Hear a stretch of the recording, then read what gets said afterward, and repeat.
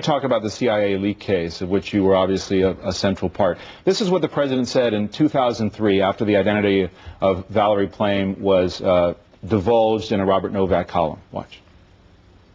If there's a leak out of my administration, I want to know who it is.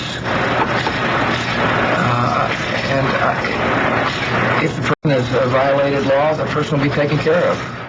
Robert Novak, who divulged Valerie Plame's name in his column, appeared on this program with Tim Russert back in July, and Tim asked about his book. Watch. Then you go on to say, in the book, senior White House advisor Karl Rove returned my call late that afternoon, July 8, 2003, the same day. I mentioned I had heard that Wilson's wife worked at the CIA in the counterproliferation section and that she had suggested Wilson be sent to Niger. I distinctly remember Rove's reply, quote, "Oh, you know that too." Rove and I also discussed other aspects of Wilson's admission, but since he never has disclosed them publicly, neither have I. So you considered Rove's comments, "Oh, you know that too," as a confirmation? Yes. Were you a confirming source for Robert Novak? No, and I remember it slightly differently. I remember saying, I've heard that too. Let me say this. There is a civil lawsuit filed by Mr. Wilson and Ms. Plame. It has been tossed out at the district court level. They've announced their intention to appeal. I think it is better that I not add anything beyond what is already in the public record until that suit is resolved. But as my recollection is that I said I heard that too. I would point you to what... Where had you heard that? You'll have to wait. But that's an important distinction, because I heard that too suggests that you heard it from somebody else rather than knowing it yourself. That's correct. But he took those notes down just as you said them. Well, but my recollection is I've heard that too.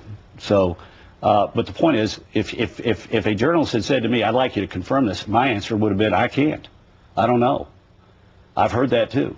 What I did say to one reporter was, "I've heard that too." And what I said to another reporter off the record was, in essence, "I don't think you ought to be writing about this." And you know, I intend to hold my fire and not add anything else to the public record until after this is over. Matt Cooper, the second reporter you're talking about, who then worked for Time, says you told him that Joe Wilson's wife, who worked for the CIA, authorized the trip. Mm-hmm. Which I had been told by a reporter.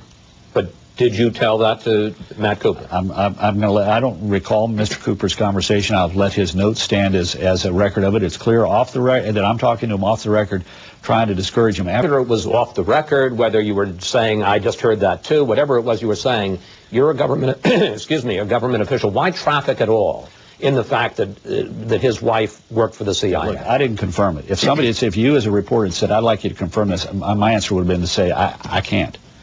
And again, but you say that's not what you said to Bob. I said I heard to Bob Novak. I said that I heard that too. You know, that was not confirmation. Cooper, let's pick up on an aspect of the interview with Karl Rove having to do with the leak case, the CIA leak case that you were part of as well. And something that's very interesting, he went out of his way to say, "I would not have been a confirming source on this kind of information," and taking issue with Novak's testimony and his column that he knew who Valerie Plame was.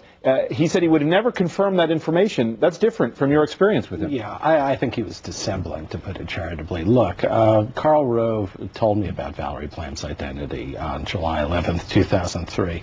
I called him because Ambassador Wilson was in the news that week. I didn't know Ambassador Wilson even had a wife until I talked to Karl Rove, and he said that she worked at the agency and she worked on WMD. I mean, to imply that he didn't know about it, or that this was all the leak of someone else, or that he heard it as some rumor out in the hallway is nonsense. But he makes no apologies to Valerie Plame. Karl Rove never apologizes. That's not what he does.